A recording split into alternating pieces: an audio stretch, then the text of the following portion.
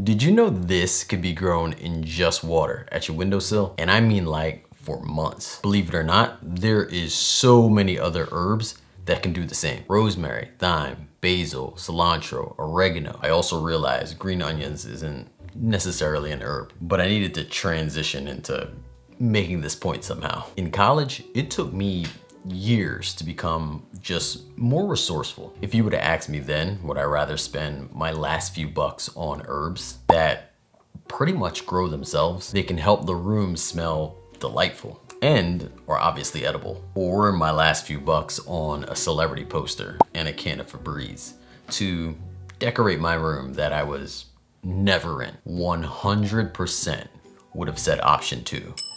While even pondering, why would you ask such a no-brainer question? A microwave, a mini fridge, and a coffee pot. These were the appliances that came with my first dorm. With this in mind, this is my assumption for creating this meal and others to come. Starting off with anything goes ramen.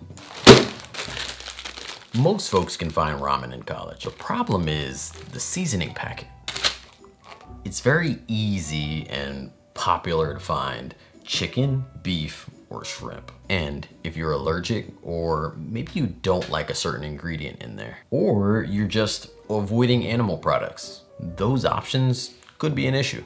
But this brings me to tip number 2. This is a collection of food packets from various fast food restaurants. It took me like a week to get this. Ketchup, barbecue, soy sauce, sriracha, sugar, peanuts. These were all free by simply walking up to the counter and kindly asking, can I have some? And those combinations are like endless ramen flavors. Matter of fact, I made a list of them. Check out the description to see how you can get it delivered free to your inbox. Oh, and I just realized I didn't literally say tip number 1 when talking about the herbs. So when I said tip number 2, that might be confusing. Other thing that might be confusing is if the wrong person walks into your dorm and smells herbs. Maybe try pointing at the windowsill.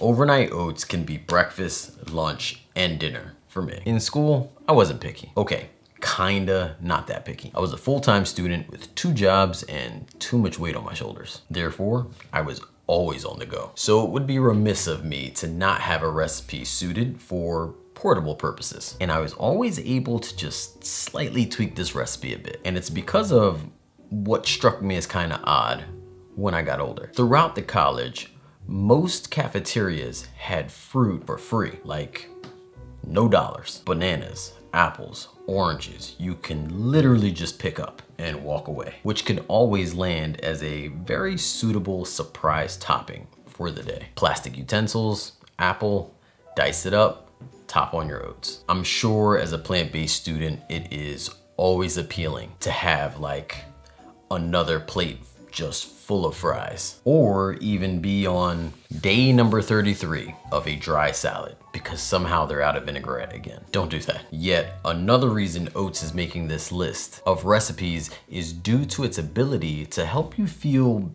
satisfied longer. Which brings me to the point that it's much easier to pinch pennies when you're doing 2 meals a day. If you have to, that is. It's also much easier to do 2 meals a day when you're eating foods that's gonna help you feel full longer. And some of the things that help you feel much fuller, much longer are rice, pastas, and oats.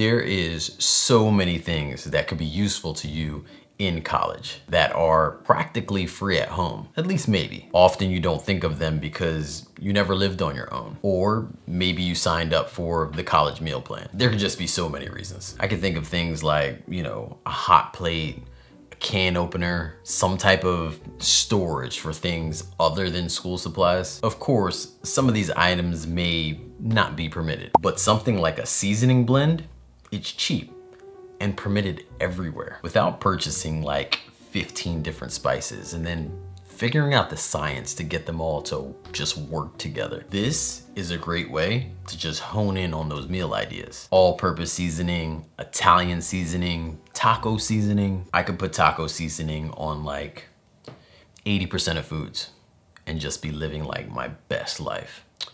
Maybe even 85. If you're a versatile eater, or you're in college, or budgeting, I wouldn't always recommend to buy in bulk. See, in school, I was basically all three. And an example of me buying in bulk is seeing something say 10 for $10 and literally just saying, deal. Then I would either get bored of it or it would expire. And then it's just a waste of money. Or maybe it was just Snickers bars and those hunger commercials.